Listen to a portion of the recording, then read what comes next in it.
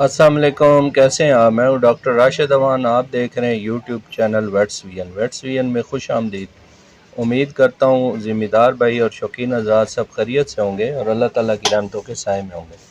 یہ ایک ہمارے کلائنٹ ہیں، ان کا بیل متاثر ہوا تھا لمپی سکن ڈیزیز سے 1 سال تقریباً ہو گیا، اور یہ لمپی سکن ڈیزیز اپنے اثرات چھوڑ گئی ہے اس کی جلد پہ۔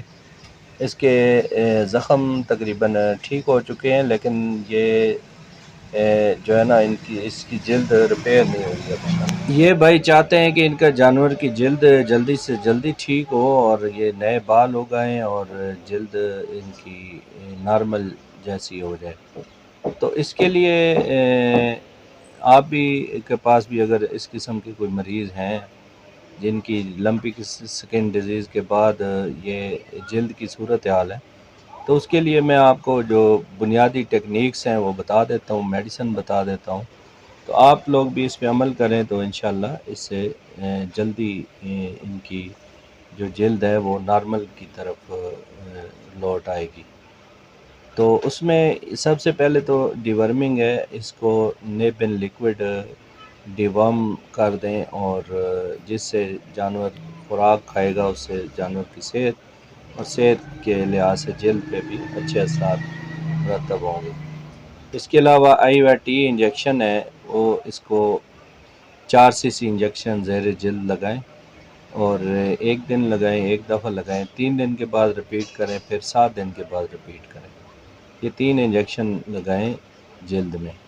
اس کے علاوہ ویٹ امائن لیکوڈ ہے، یہ 40 cc روزانہ جو ہے یہ پلانا ہے اس کو ہمراہ دودھ، یہ صبح پلا دیں، اور ساتھ ہی ہیوی ویٹ منرل ہے 50 گرام روزانہ شام کو دینا ہے، یہ آٹے میں کھلا دیں یا ونڈے میں ڈال دیں۔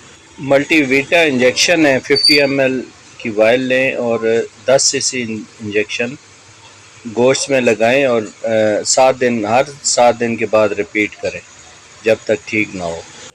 اس طریقہ علاج سے نہ صرف جانوروں کی جلد پر موجود داغ دھبے وغیرہ جو وہ ان کا نشانات ختم ہوں گے، بلکہ ان کی جلد بھی چمکدار ہو جائے گی، اور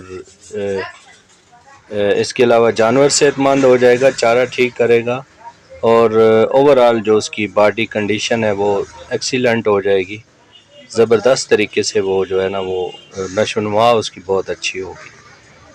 تو آپ بھی ان ادویات کا استعمال کریں جو لمپی سکن ڈیزیز کے بعد جو برے اثرات ہیں جو چھوڑ گئی ہے جلد پہ، ان کے اثرات کے ختم کرنے کے لیے یہ ادویات اور یہ طریقہ علاج اختیار کریں۔ انہی الفاظ کے ساتھ اجازت چاہتا ہوں، فی امان اللہ، اللہ حافظ۔